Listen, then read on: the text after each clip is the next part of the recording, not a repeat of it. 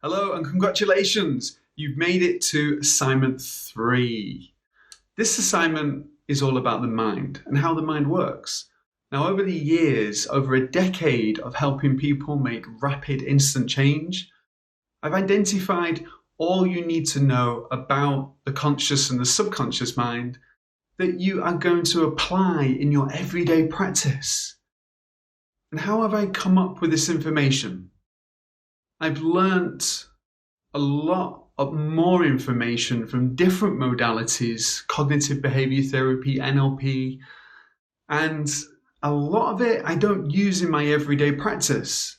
And when I was planning on teaching this course, what crossed my mind was, do you need all the extra information that I've never used? I've never had to use it to explain how hypnosis or the mind or hypnotherapy works. So therefore it's redundant information. So very specifically, what I would like to take you through on this module is all the information that I use and which will create the answers for the questions your clients will ask you. So I'm just going to go over that one more time. So I know all the questions that your clients could possibly ask. Why? Because I've had thousands and thousands of clients.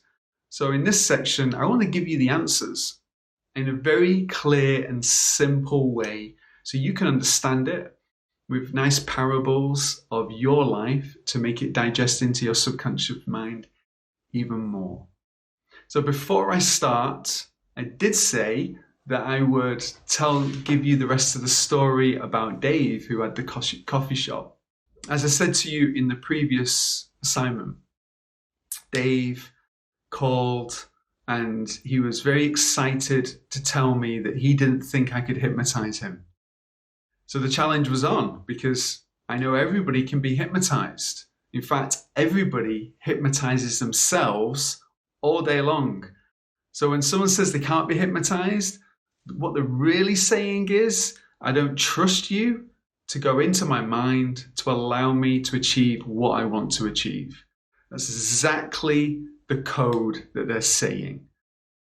So on meeting Dave, I spent an hour talking to Dave, allowing him to see my knowledge and my wisdom through my experience. Over the course of the hour, he got to ask me all the questions that he wanted to feel a sense of trust. And that was the only thing that we were achieving. I knew that. He didn't know he wanted to achieve trust. He just knew he didn't trust me. At the end of the hour, I asked, is there any other questions I can answer for you? Would you like to achieve the recollection of your childhood? And he said, yeah. So we booked the appointment maybe a few days later. And because it was a few days, I still went through the normal procedure, the 10 steps. And at the beginning of the 10 steps, explaining what hypnosis is and what we're going to achieve. And most importantly, making sure he didn't have any questions. Because when somebody goes into their subconscious mind, if they're there thinking, is this person trying to control me? Or I forgot to ask this question. Or even something as simple as I need to go to the toilet can change the whole outcome of the session. So going through with Dave all the information again, just to make sure he understands. Understanding Dave's personality to make sure that I'm using the right systems, the right words, the right vocabulary that suit Dave. Then I'm tailor-making the session towards his personality. And after taking him into a deep state of trance, on seeing through his facial expressions, his body language, and listening to his voice and listening to it change as he goes deeper and deeper down into trance, I was then able to regress him back to when he was 10 years old. And during the session, he was doing this. And I was sat there looking at Dave, very curious as to what was going on. I could see that he was in a safe place. I could see his heart rate was nice and steady. There was no perspiration, so there was nothing to be concerned about. And then at the end of the session, bringing him back to full waking consciousness, I was then able to ask Dave what it was that he saw. And if you remember, he wanted to remember his childhood. He was unaware of any experiences he had as a child.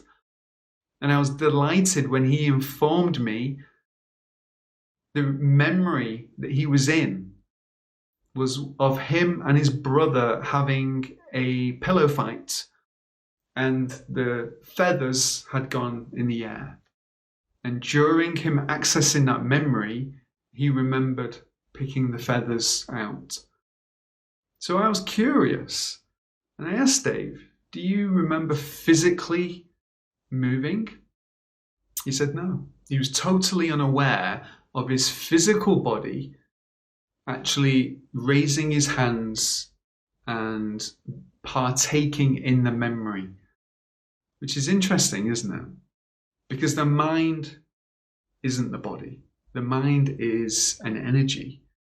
The mind interacts with the brain, which is physical, and the brain then controls the body. So his mind was then influencing the way his body, but his consciousness is his mind. And therefore, because his consciousness was in a different memory, he was unaware of the feeling of his body, which is fascinating. Very, very fascinating. And now we're at the word consciousness. So here's a question. What is the definition of consciousness? Yes, interesting question. We know we're conscious. What does it mean? What is the definition? The definition is awareness. And awareness is broke up into two different parts. We have subjective awareness, how we feel, what goes on in our own mind, and then we have objective awareness, what's happening in our environment. So as you're watching this video, you are digesting what it is I'm telling you. So you're either deleting, distorting, or generalizing this information. And as it goes into your mind, you are creating a sensation, a feeling of agreeance or disagreeance, hopefully agreeance. And at that point, you are either aware of your surroundings or you're not. So if you were having a conversation with another human being, a friend, colleague, if you are unaware of how they feel as they communicate with you, your consciousness is quite low. You could say 50%. But if you become aware in that moment of how you feel, how you're making yourself feel through the conversation, and how your friend or your colleague feels with you partaking in that conversation, you are 100% conscious and aware. Congratulations. And if we can live life like that, life becomes a hell of a lot more interesting. We see and observe more. We can make a faster level of progress in our life. What do I mean by faster amount of progress? Well, if you're aware of how you feel when you communicate with people, that means that you can apply strategies, even new strategies, towards changing. If you're aware of how people make you feel, then you can apply strategies, new strategies towards making sure you're accessing more positive feelings. But if you're unaware, you can't change them. So your personal development is actually in parallel with your level of consciousness. And the more conscious you are, the further up your personal development it will be. Okay, so what else does consciousness do? There's a lot more. So on a daily basis, we have lots of challenges and new experiences that we have to come to conclusions of. And those problems are dealt with by our conscious mind, influenced by our subconscious mind, but we're going to go to that shortly. Your conscious mind is very analytical. in the way that it processes information. 1 and 2 equals 3. Where in the subconscious mind, that might not be true. It's very linear. It moves from past to the present, and it goes through information in that manner. It's very logical. The conscious mind thinks logically, and you come to logical assumptions and ideas through your consciousness. So let's talk about the subconscious mind. The subconscious is very different. The subconscious is the hard drive. No. And as you look at the diagram behind me, you can see there's an iceberg, which is a really good metaphor for the mind. And the small piece that you see at the top is your consciousness. However, if you were to look at an iceberg from the ocean, you would see the majority, 90% of the iceberg is actually below the ocean. And that is a good example of the subconscious mind. So what does it do? Well, it holds our memories. It is, I like to call, the currency of the mind is our emotions. So our emotions come from our subconscious mind. And we can leave a conversation with somebody and on reflection of the conversation, have a feeling towards that person. Because your mind at the time of the conversation was taking in millions of bits of information. It was taking in micro expressions within the face, eye accessing cues, which way the eyes were going to tell you whether someone's lying or making up an occasion with their imagination, or were they recalling an actual event? So your subconscious mind was looking at body language, which way their eyes were looking, down or up or to the side when they were communicating with you, and listening to the tone and the intonation of their voice.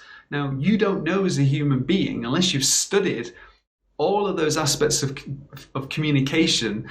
However, you have been studying it since the day you were born. You just don't know you were studying it. And as you walk away from that conversation, the subconscious mind knows. It knows all of those things that I've just mentioned because you've had millions of conversations.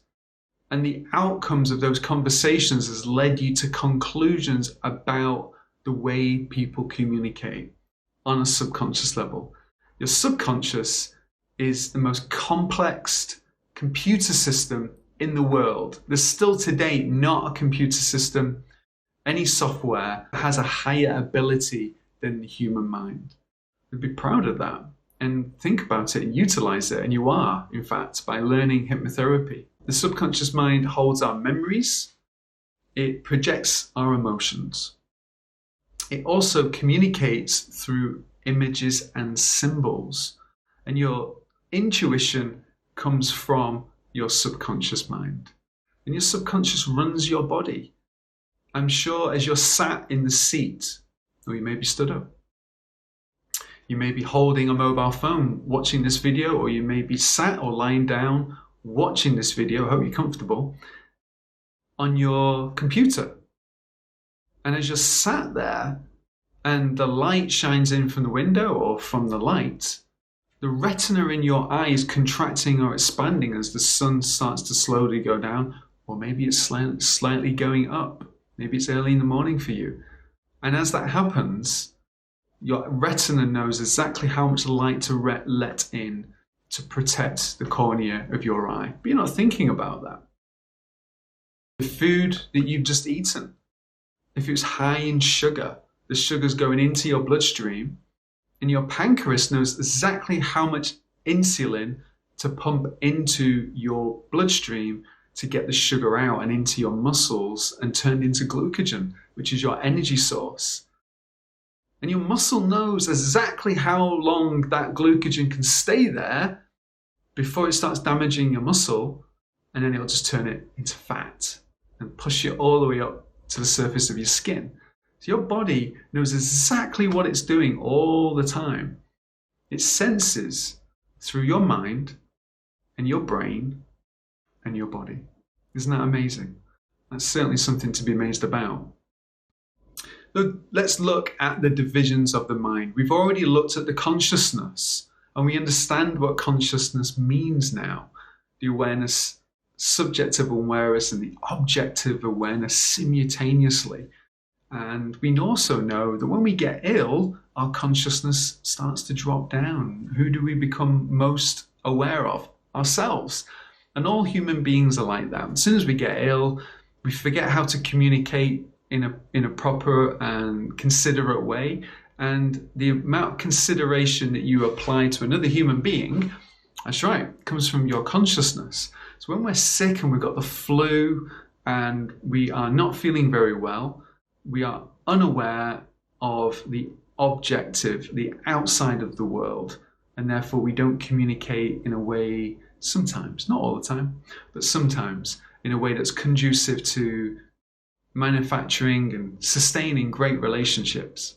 And then when we get better again, our consciousness rises back to full waking consciousness, and we can take in more of the outside world. Oh, I know how that person feels, so I'm going to adjust myself towards that person. Okay. Now, we now know about the subconscious mind, but there's something in the middle. And that's your critical faculty.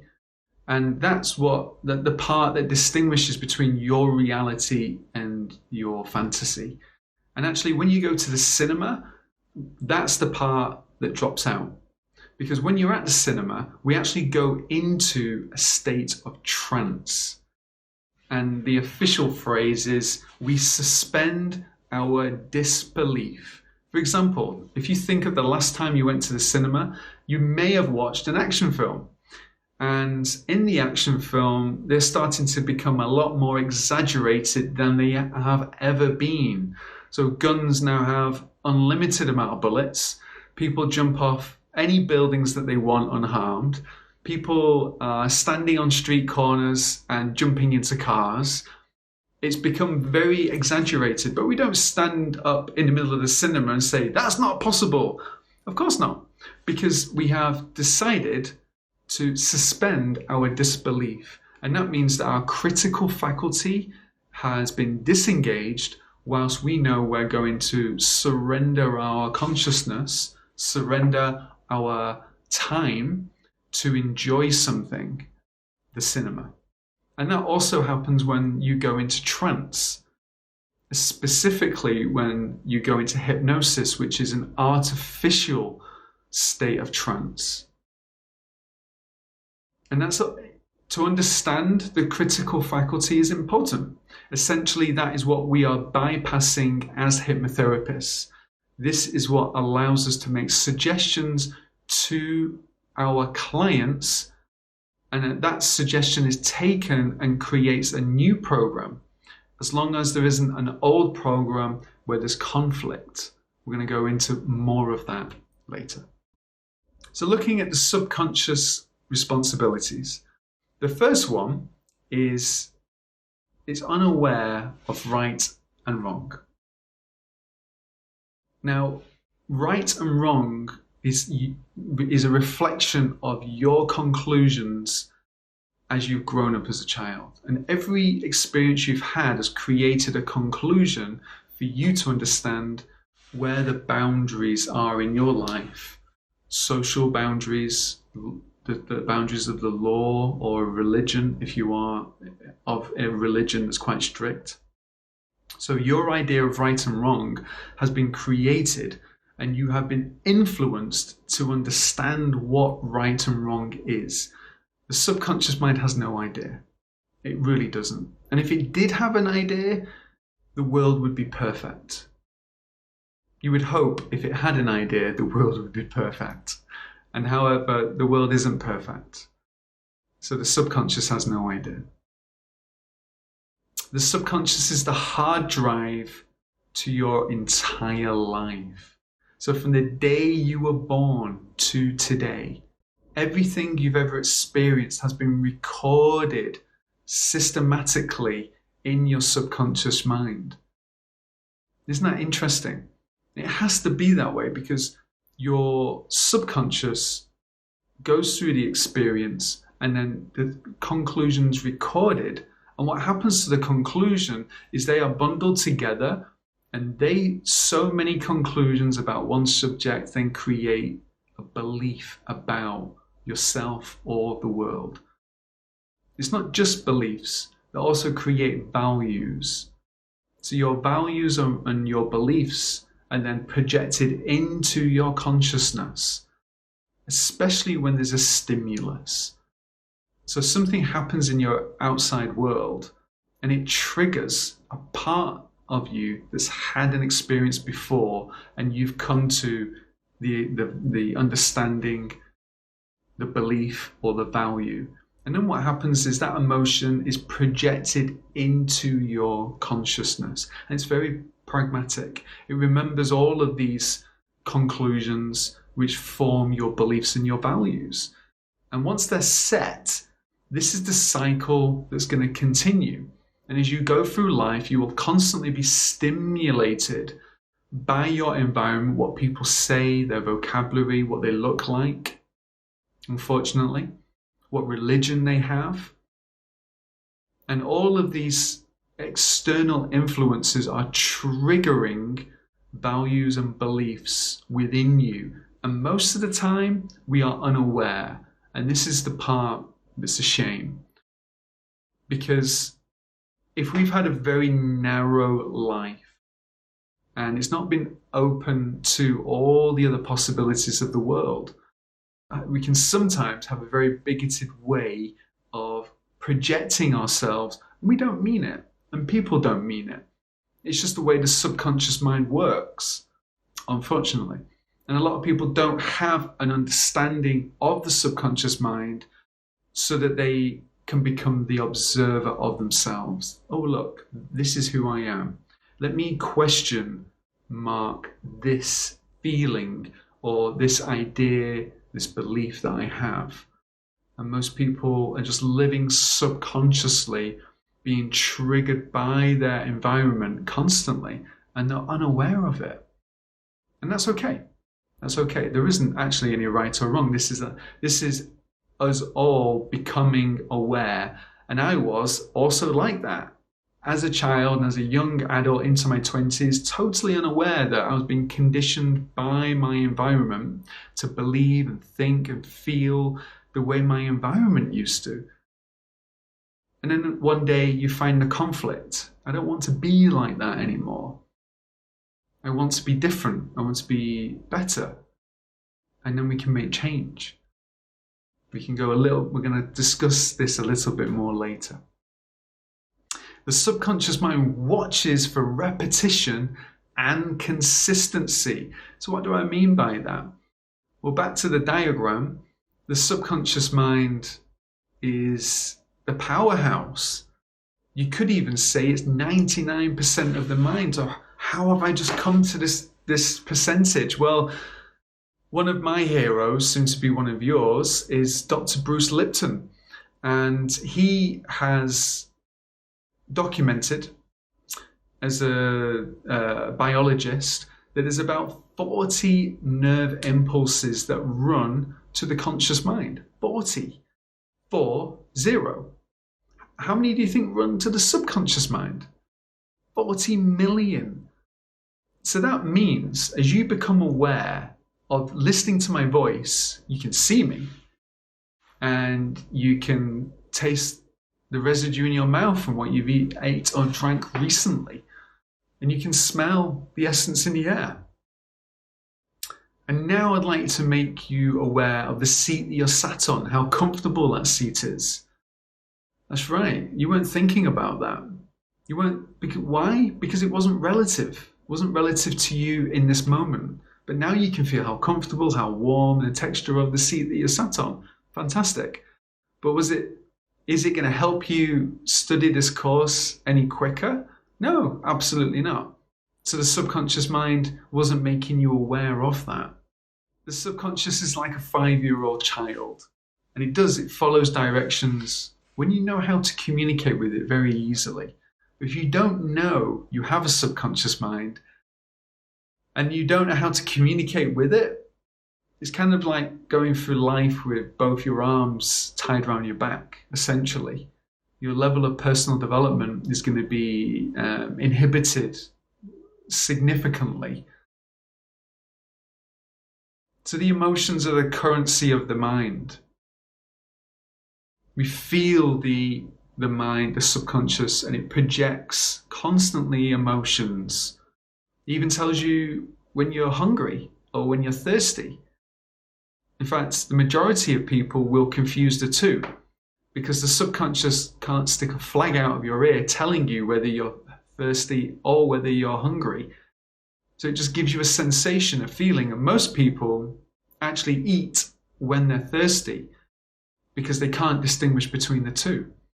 And in fact, that's why most smokers gain weight when they stop smoking with the power of their mind, thinking that the 1% of the mind can influence the greater 99%. And the subconscious mind, for most smokers that stop trying to use willpower, doesn't know you've stopped. The subconscious is still running a program. But the 1% of your mind as a smoker that stops using willpower says, I'm going to stop smoking. So when that smoker sits there on the sofa watching TV, as it normally does every night, and smokes 10 cigarettes, what's the subconscious mind doing? It's giving little signals. Have a cigarette. It's reminding you to do something. And what does a smoker that stopped with using his willpower think? I've not smoked for 2 weeks, so therefore I must be hungry. And he confuses the signal, the feeling, which is the currency of the mind, with a sensation of hunger. And he goes and eats. And that's the explanation for why most smokers that use willpower will gain weight. And if you use hypnotherapy to stop smoking, you won't gain weight. Disclaimer. If it's successful, which is your will, then you won't give weight. That's right. The subconscious doesn't know the difference between reality and fiction. Now, I'd like to do an exercise with you, and for this, you're going to close your eyes for a few moments. So if you're operating a vehicle or you need to be consciously aware of your environment, please take the time to do this in a safe manner. This is my disclaimer. So if you're driving, pull over or wait for another time, but you will be closing your eyes and you will be unaware of your surroundings for a short period. Okay, so I'm assuming everybody's safe now and you're in a place where you can close your eyes.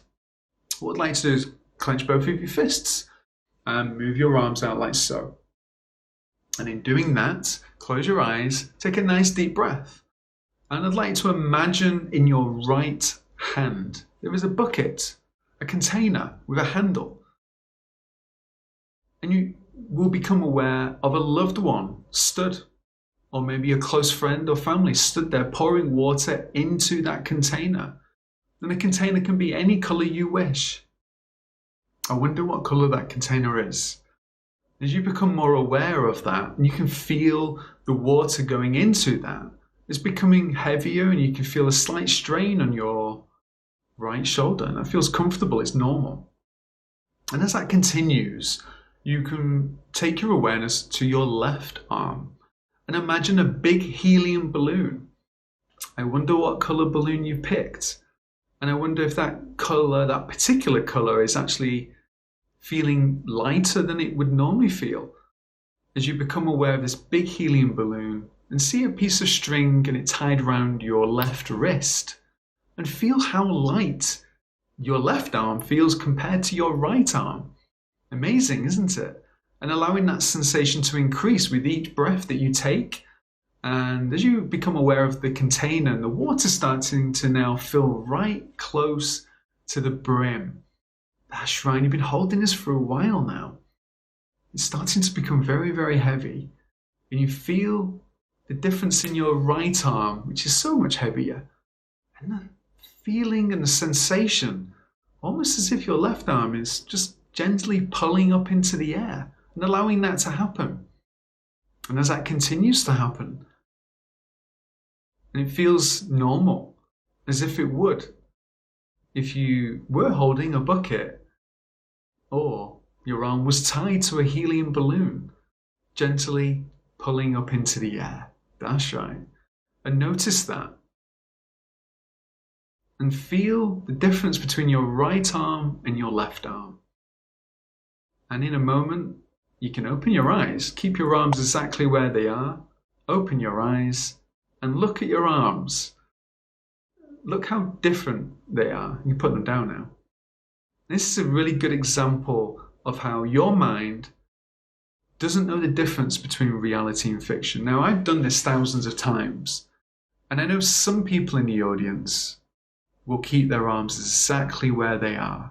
And I also know that they had to apply themselves to achieve that. So that's okay. It's just a level of control that you exhibit in your critical faculty, and it's different for everybody. Some people will quite easily go at an extreme rate, and other people stay exactly where they are because they think they're being controlled, and that's okay. Everybody's completely different. That in itself is a sign of something. So back to the beginning, being unaware of right and wrong creates your free will. And we can do whatever we want, whenever we want to do it. We can stay exactly the same as we are now.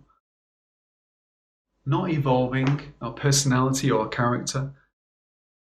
And be at the mercy of the change around us. How our friends and our family change. How the economy changes. Everything changes all the time. The weather. Nothing stays the same. Or we can also change, and we can evolve our thinking and search for new empowering ways to come to positive conclusions for situations in our life. We can find ways of letting go of the past, letting go of experiences that no longer serve us. And we all have them. Some of us have been through more traumatic experiences than others. And the actual experience is irrelevant. Absolutely irrelevant. I'm talking from personal experience. Having had some experiences that could have been quite traumatic if I decided that they would be traumatic. But what's interesting is it's just a level of intent that we need to want to let go of the past. That's all it is. And that level of intent is either small and we don't achieve that, or it's more higher. And when that level of intent gets really high, you can let go of anything. I know. I'm talking from personal experience, and I'm also talking from thousands and thousands of clients that have held on to very extreme traumatic experiences and let go in one session, which has little to do with me as a practitioner, apart from the quality of my training and my belief system, but it has everything to do with the client. Everything. So it's our free will. Really important aspect to understand. The 5 stages of awareness for a learnt behavior. So step 1, we are totally unaware of our challenge.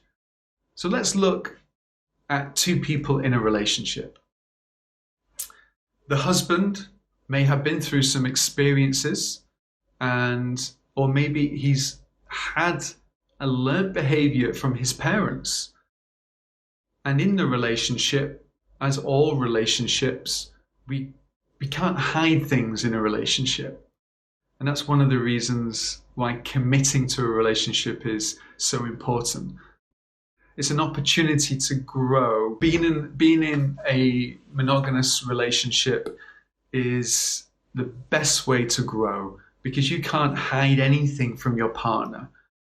Everything gets seen by your partner. So when 2 people are in a relationship, if one person has had a conditioning, and it could be from anybody, it could be from friends or family, or it could be from school or somebody that was important to them in their life, and that conditioning is destructive or is limiting in some way, they might not be aware of it. So we have this gentleman exhibiting the behavior from the experience from the conditioning. And the wife says, you do this. And the husband says, I don't know what you're talking about. He's in total denial of, because he's unaware of it. And then we comes to step 2, where the husband can become the observer of that trait, that part of his personality and character which is limiting, which is restricting him from growing to the capacity that he needs to create more trust in a relationship, or to create more intimacy in the relationship, or to be more vulnerable in a relationship. There's so many outcomes to our learned behaviors. So he becomes the observer. He can see it now only through the stimulus of his environment. So what his wife may have been telling him for years and years and years, he may then have gone to work and heard it from his colleagues. He may have then got a new wife and decided it was his previous wife's problem. And in his new relationship, his new wife is saying exactly the same thing.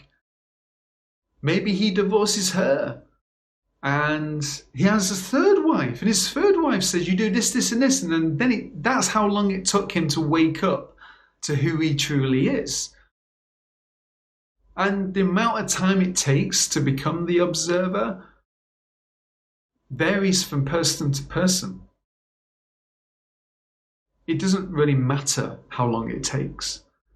What does matter is that the process of evolution continues, and our personality and our character only evolves into the best version of ourselves the more we can become the observer of who we are. So then step 3, there's an acceptance. So the husband hears the wife, the colleagues, the family, the friends. I know, I do this. And I know it's restrictive. And I know it's not conducive to the level of peace and happiness that I can create in my life. And he may apologize for his actions, but he continues. Does it? I'm sorry. He does it. I'm sorry. Now, there's a level of pain that people need to get to before they make a decision. And people are either moving away from pain or to pleasure. So they're either moving away from what they no longer like, or they're moving towards a solution. And whichever one it is, moving away or towards, at some point there can be step 4, which is you search for help. He searches for help and finds a professional that's able to help them identify and make them responsible for their own actions. And in doing that, take them through a strategy of releasing the old learned behavior, which is stored in the subconscious mind. So going to people that deal with the conscious mind, counselors, psychiatrists, NLP practitioners most of the time, can be very limiting and can take a very, very long time. However, when people like that come to you as a hypnotherapist, you can help them make very fast, effective, safe change by going into the subconscious mind and making the change that they have the level of intent for. And we'll discuss more of that later. Step 5, they commit to the change, which is important because people can go through many years of searching for help, but not really deciding to act on it. So when you become certified and people call you up, I'd like to appreciate one thing.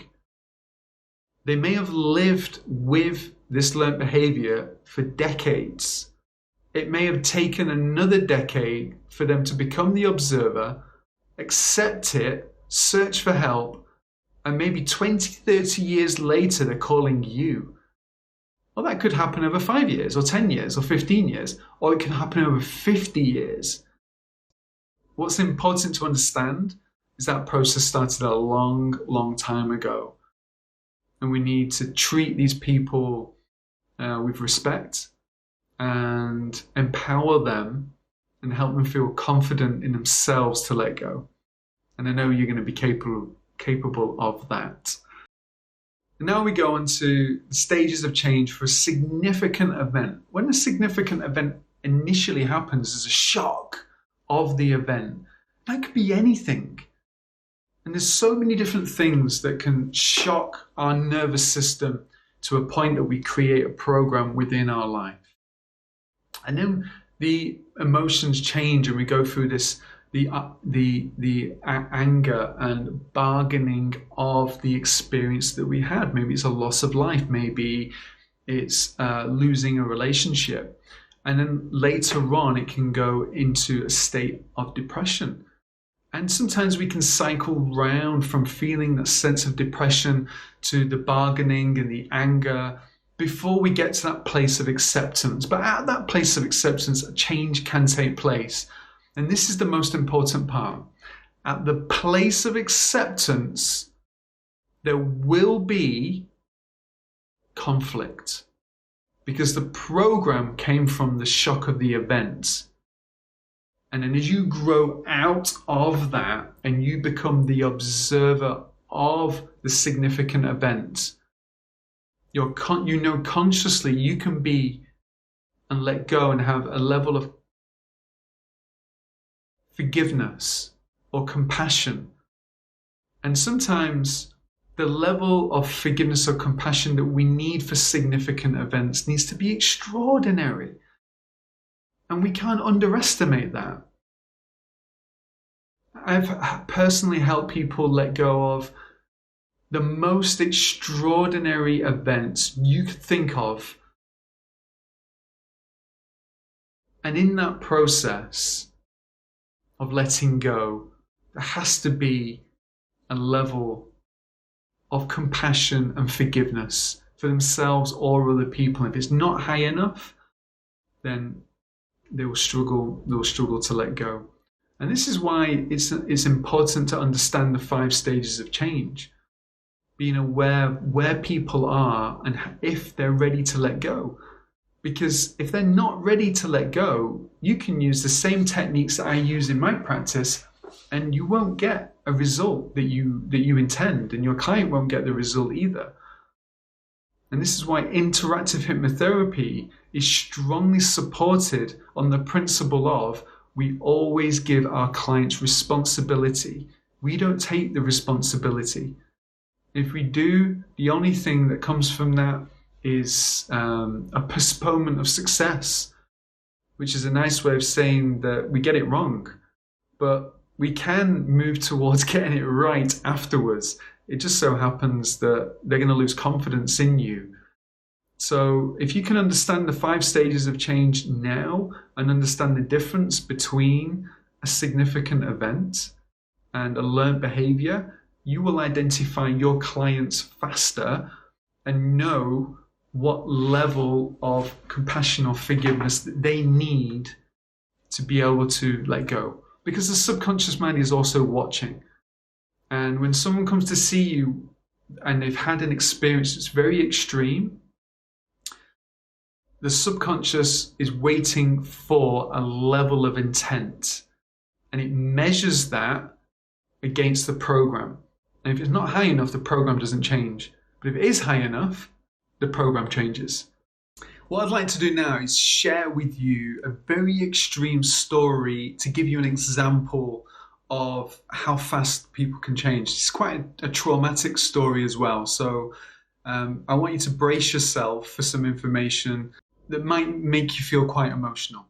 So when this lady came to see me, she was unable to get into cars for long journeys, and her passion in life was horse riding. And she, from very young, spent a lot of time training horses and was unable to do that because of this significant event that happened in her life.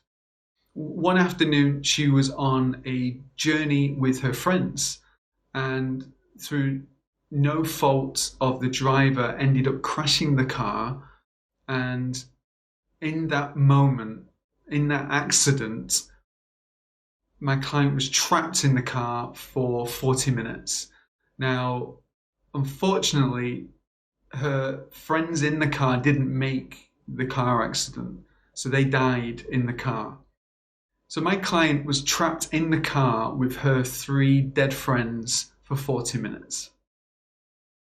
And as she's telling me this story, I can see the level of trauma that she went through. And as you're listening to this story, I'm sure you can appreciate how traumatic that is. Now, as she sat in front of me, she said, for many years, I am unable now to be in cars and to fulfill my passion in life. So where is her level of intent to want to change? It's high. It's really high. And she's recognized that on a conscious level. Now, if I had met her a month, 3 months, 4 months after the accident, and she was going through this repetitive cycle of anger, frustration, bargaining, not recovering from the shock, and I'd done a session with her, communicating with her subconscious mind, do you think it would have worked? Absolutely not. But as it happens, she's been through this process organically, all on her own, and then started to become the observer of the program, which was a reflection of the event, which is now restricting her. Because the program is pragmatic. Cars, dangerous. Speed, dangerous. Being on something you have no control over, dangerous. That is the narrative coming from that program. So horses are out of the question. Cars, very restrictive.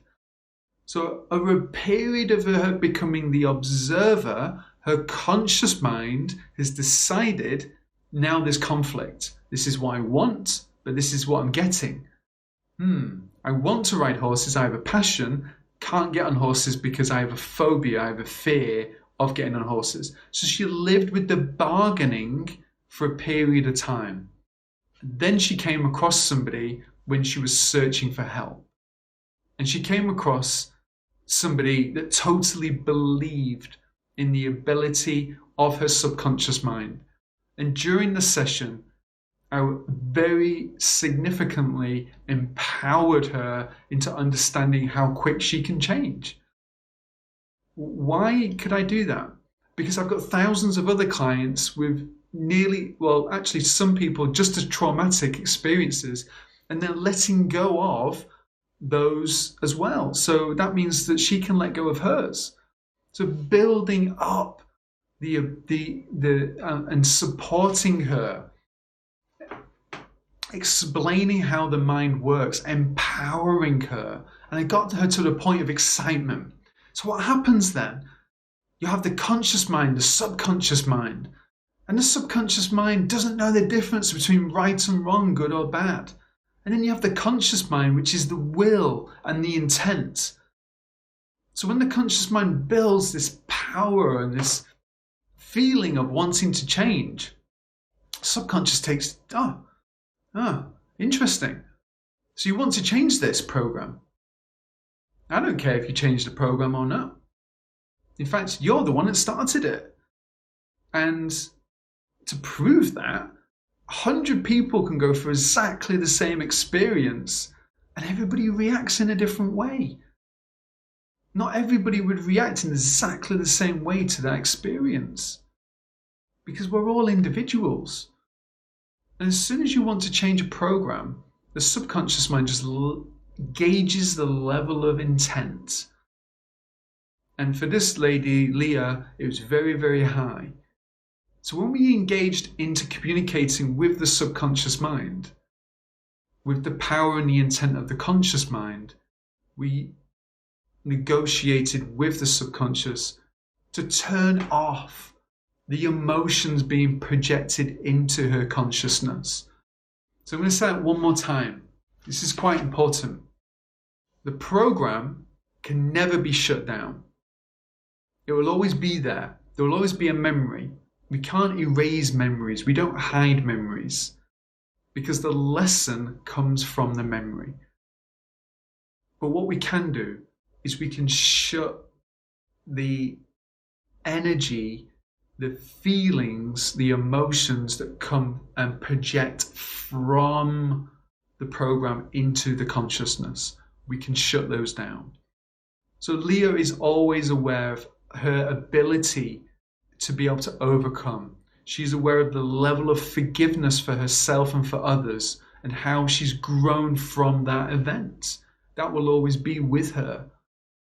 And you can think of the most extraordinary events that happen maybe to you, maybe to your friends and your family. And it is an opportunity to find out if you're ready to let go, if you're ready to be a better version of yourselves. And whenever I see clients and they tell me the most extraordinary stories, and I have more, lots more. And when they tell me these stories, I sit there composed and I look at them and I measure the level of intent to want to let go. And if it's high enough, I'll do a session. If it's not high enough, I don't do the session. And this is the difference between experience and not having experience. And experience comes from doing.